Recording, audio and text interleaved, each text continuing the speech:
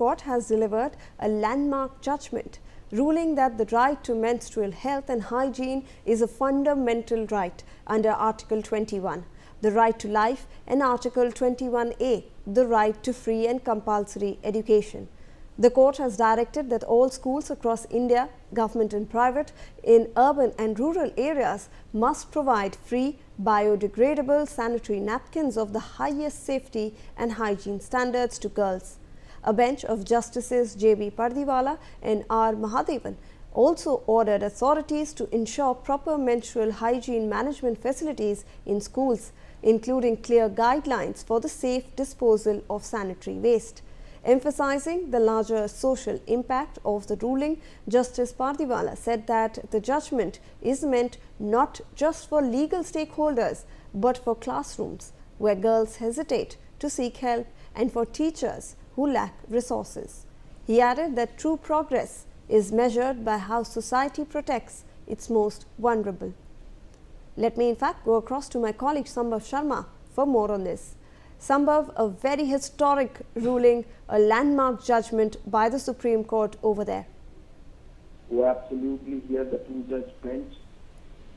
Absolutely, the two-judge bench here has given these directions on the menstrual health under Article 21 of the Indian Constitution, and bench has also said that it would hold government accountable if they too fail to provide for toilets and free sanitary pads to girls.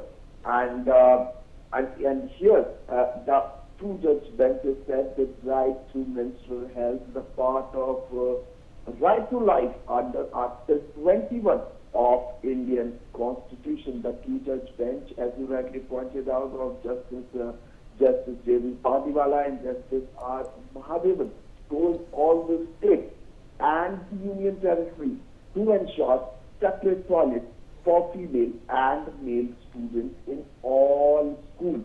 And it also said all schools, irrespective of whether... Sambhav, I'll come back to you on this. Also joining us on the broadcast is Brinda Adige, women's activist. Thank you so much, ma'am, for joining us on the broadcast. A landmark judgment by the Supreme Court at a time when it's the most needed, ma'am. Absolutely right. One of the most progressive judgments of our time, and correctly placed, it is the right to life and right to life with dignity.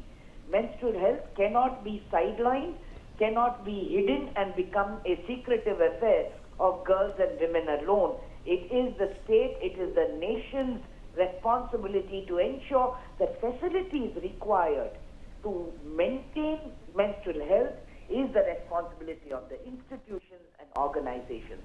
And the time frame given by the court is also very good, because we know that most of our schools, especially schools in villages, in slums and in the suburbs, do not even have running water and toilets for girls and other children also to go. And now when we are talking of menstrual health, all of this requires to be revamped, upgraded and ensured that menstrual health is the responsibility of the organization, the school, the colleges, so that our children get the best that is required as per law.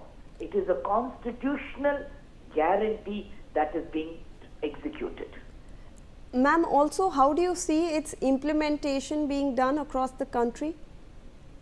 That is going to be the huge challenge, because we should ask the SDMCs to be responsible for it, where the parents, the students, the teachers and the local community heads begin to monitor it collectively. If you leave it only to one side or one department, then we may not see anything good happening or anything correctly happening over there, because we are seeing most of our government schools, our corporation schools, do not have adequate toilets, do not have running water, neither do they have any of these places clean. But with this judgment, it is their responsibility, and monitoring this requires a consortium of people. The panchayat, the local municipal council, the headmaster and the headmistress, master and headmistress, the parents and the students.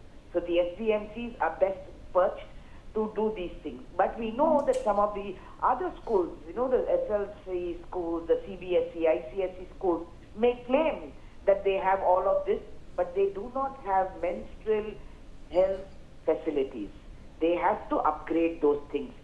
And this means monitoring strictly, inspections strictly, and ensuring that time frame is maintained. Absolutely. Thank you so much, ma'am, for joining us on the broadcast with that valuable perspective.